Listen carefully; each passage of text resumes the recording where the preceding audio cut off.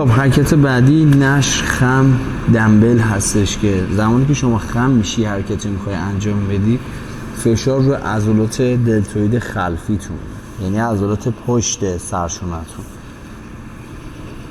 خب من حرکت رو میتونم روی نیمکت انجام بدم، میتونم تکیه گاه داشته باشم، پشتم رو تکیه بدم به جا، حالت 90 درجه، باسن تکیه بخوره به یک ستون و یک دیوار، بتونیم حرکت رو با تمرکز انجام بدیم. سعی کنید حرکت رو حتما با تکیه گاه انجام بدید. زمانی که توی این حرکت باشید تمرکز دیگه ندارید، تعادل ندارید، پس سعی کنید یه جای ثابت رو در نظر بگیرید، حرکت رو انجام بدید. توی حرکت زاویه بین 170 تا 160 درجه و دست رو باز میکنیم به این صورت، توی یک راستا میبریم جلو. خیلی بچه‌ها زمانی که حرکت رو میخوام بزنن دمبل سنگین رو انتخاب میکنن و زمانی که دمبل سنگین باشه حرکت رو اشتباه میزنن و این حرکت مثلا به این صورت دمبل رو عقب میبرن یا جلو میبرن یا خودشون رو تکون میدن. اینا همش اشتباهه. سعی کنید توی زاویه ثابت توی این راستای دستتون باید حرکت رو انجام بدید، نه عقب ببریم نه جلو ببریم. توی یک راستای دستمون که داره باز میشه صاف میبریم بالا و میاریم پایین به این صورت.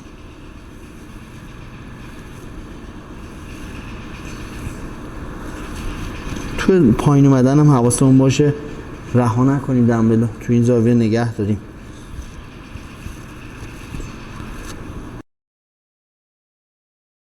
خب بریم حرکت بعدی. تو همون زاویه میخوام بزنم، با صفحه هم میتونی حرکت رو انجام بدی.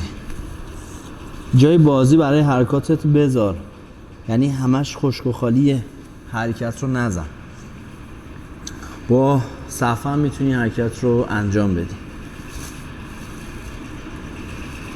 این صورت. دست رو خیلی بالا نمیریم که کتفمون در بیاد. تو همین حرکت توی زاویه 90 درجه حرکت رو انجام میدیم. بخشی از عضلات زوزنقی هم درگیر میشه ها، فقط دلتوید خلفیمون نیست، بخشی از عضلات زوزنقی هم درگیر میشه توی حرکت. توی حرکت فشار میفته روی عضلات دلتوید خلفیمون، یعنی این قسمت پشتمون، این قسمت درگیر میشه. توی راستای صورتمون هالتر یا صفحه میاد بالا و میاد پایین. پایین اومدن رها نشه عضله. توی این قسمت نگه میداریم، یعنی پایین تر نمیریم، این قسمت نگه میداریم و دوباره میبریم بالا. بالا رفتنم جایی نمیریم که عضلمون رها بشه، درگیری عضلات رو باید داشته باشه توی این قسمت.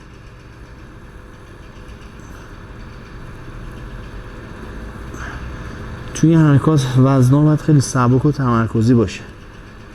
بیشتر از 7.5 دیگه نهایتاً 10 دیگه خیلی کسی که حرفه‌ای هستن پیشنهادم روی اوناست. اگر مبتدی هستی و متوسط هستی با وزنه 2.5 یا 5 باید حرکت رو بزنی، فشار فوق‌العاده‌ای میاره. حرکت بعدی فشار روی عضلات دلتوید خلفی هستش، عضلات پشت. همونطور که بهتون گفتم موقعی که خم میشیم درگیری روی عضلات دلتوید خلفی است و بخش هم عضلات زوزنقی. نش خم سیمکش تک رو داریم میزنیم دقیقا تو همون راستا، تو یک راستای زاویه خود سیمکش حرکت رو انجام میدیم. تو اینجا هم سعی کنیم عضله رو رها نکنیم، تا وسط بدنمون نگه میداریم و دوباره برمیگردیم بالا.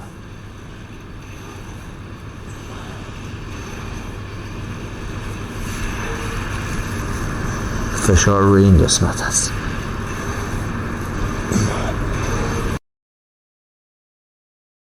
خب حرکت بعدی که فشار روی عضلات دلتوید خلفی و عضلات پشتمون هستش که بخشی دلتوید خلفی و بخشی هم زوزنقی رو درگیر میکنه.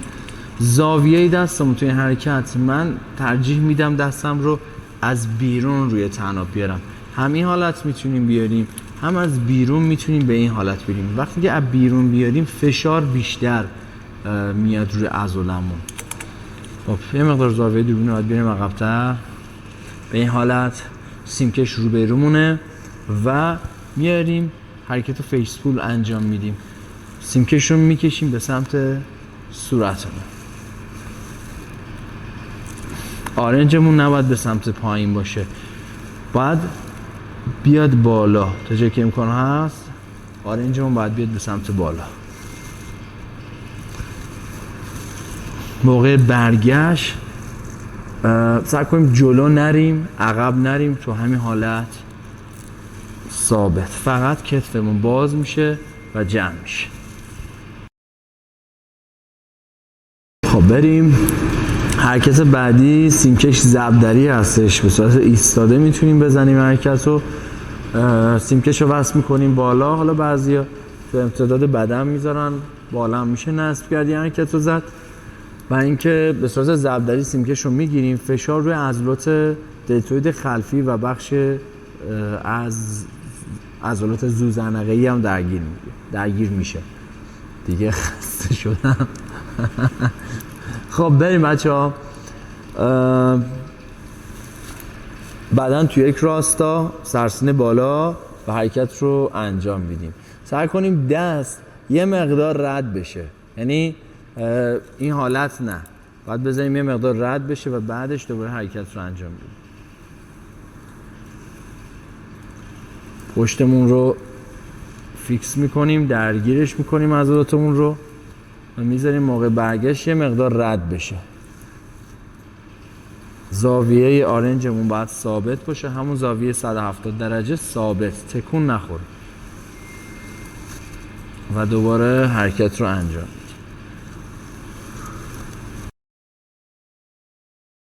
خب بریم حرکت فلای بک، جفت دست رو انجام بدیم.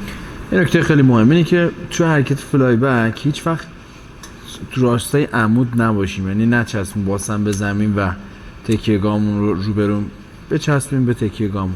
باید باسنمون عقب بیاد، یعنی بیاد تا جایی که جا داره باسن بیاد عقب و حالت شیبدار به خودمون بگیریم، بعد حرکت رو بزنیم. فرقش تو چیه؟ یعنی که شما اگر صاف بزنی فشار بیشتر میفته رو عضلات زوزنقه‌ای، ولی اگر شما شیبدار بزنی، یعنی باسن بیاد به سمت عقب و ستون فقراتتون حالت شیبدار باشه، دقیق کامل میفته روی دلتوید خلفیتون حرکت. نکنید به این صورت. آرنج ثابت توی یک زاویه و حرکت رو اجرا میکنیم. تمرکز و حرکت رو انجام. ببینید نصف حرکت رو انجام نده، اینجوری نه، اینو نداریم. کامل دست بسته میشه و باز میشه، بسته و باز. از کتفتون جمع کنید و باز کنید که باعث بشه عضله کنید. این دست باید برگرده، نه اینکه این کتف رو جمع کنید. من منظورم اینه که زمانی که دست باز میشه کتف جمع میشه. دست موقعی که میایم به سمت عقب به این صورت کتف هم جمع میشه باشه.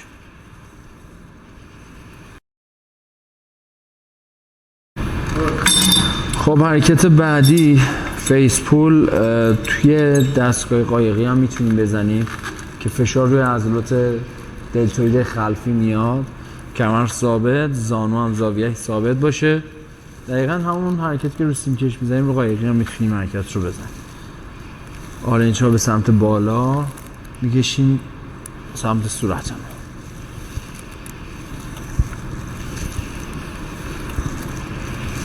تو همین زاویه درگیری عضلات، گفتم تو عضلات دلتوید خلفی و بخشی از عضلات زوزنقه‌ای. خب بریم حرکت بعدی. خب حرکت بعدی که فشار میاره روی عضلات دلتوید خلفیمون و زوزنقه‌ای، سیمکش ضربدری خم هست نشخم، سیمکش، ضربدری که به این صورت حالت 90 درجه میگیریم و حرکت رو انجام میدیم. سعی کنیم دستمون یه مقدار رد بشه و بالا یه مکس کوچیک، زاویه آرنج ها ثابت،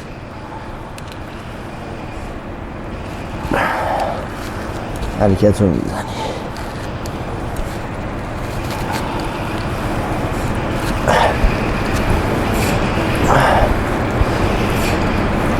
تو این زاویه که من الان یه مقدار خم شدم اومدم بالاتر، این نکته رو بهتون بگم، زمانی که خیلی دولا میشیم و میریم پایین، فشار از روی دلتوید خلفیمون برداشته میشه. یعنی از اون حالت 90 درجه یه مقدار بالاتر کافیه، یا همون 90 درجه کافیه این حالت. این حرکت رو اجرا میکنیم، هم برای عضلات زنقه خوبه، هم فشار اصلی روی عضلات دلتوید خلفیه. ممنونم. حرکت بعدی که برای عضلات دلتوید خلفی خیلی کمک میکنه، نشخم با هالتر روی میز شیبداره که روی میز شیبدار دراز میکشیم و عرض شونه مقدار بیشتر دستمون رو باز میکنیم و از آرنج میایم بالا. یعنی این از اینجا نه ها، کلا عوض میشه اگه این کارو بکنیم. یعنی آرنجمون اصل کار آرنج، نگاه کنید، از این قسمت میریم بالا، میریم تا زیر گردن ما،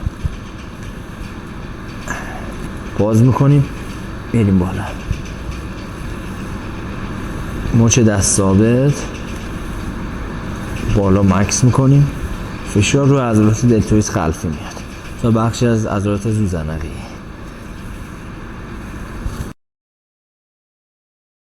خب حرکت بعدی نشخم دمبل روی میز شیب داره که حرکت فوق العاده. من پیشنهاد میکنم برای زمانی که نشخم با دمبل میخوای بزنی روی میز شیب دار بزن، به خاطر اینکه فشار رو بیشتر درگیریم. دقیقا مثل اون داستان اسمیت که بهت گفتم، دقیقا مثل همونه. زمانی که شما تکیه بدی به یک میز جای ثابت، دیگه تمرکز فقط رو عضله است. به این صورت میخوریم روی میز و تو راستای امتداد بدنمون، یعنی به همون داستانی که بهتون گفتم، نه به عقب نه به جلو، دقیقاً تو همین موازات خطی که بدنمون و شونمون داره، تو همین زاویه شونه باید بریم. این حالت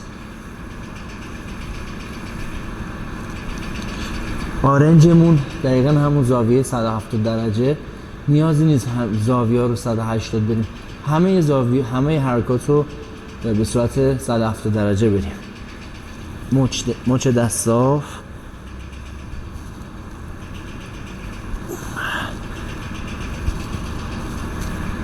کامل فشار رو عضلات زوزنقه و مخصوصا عضله هدفمون دلتوید خلفی میاد. خب زاویه مختلف این حرکت رو براتون انجام بدم.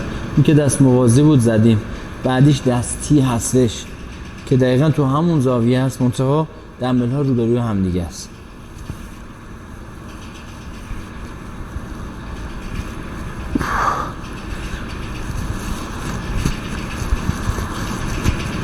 این هم دقیقا همون درگیری رو داره، منتها درصد فشار روی عضلات دلتوید خلفیمون توی این حرکت بیشتره. خب یه حرکت متداول دیگه هم هست که بچهای حرفه‌ای میزنن، گفتم اینم بهتون توضیح بدم که نشخم تک دمبل میزنن. به این صورت همین که رو میز میزدیم و همینو ایستاده میزنن، یه مقدار شیب میدن به خودشون، یه تکیه گاه استفاده میکنن و آرنج رو به سمت بالا میارن. فشار رو عضلات خلفی و بخشی هم عضلات جانبی رو درگیر میکنه. بالا یه مکس و همینطور دست بعدی رو انجام میدیم. خب بچه ها، حرکات که مرتبط میشه با سرشونه رو انجام دادیم. من تقریبا تمام حرکاتی که برای مسابقاتم استفاده کردم تمام اون حرکات رو براتون اجرا کردم. فکر نمی کنم چیز خاصی مونده باشه، ولی میخوام اینو بهتون بگم، همه این حرکت ها باعث میشه که تنوع ایجاد بشه توی عضلاتتون. پس توی برنامه ها تو اینها رو تفکیک بکنید.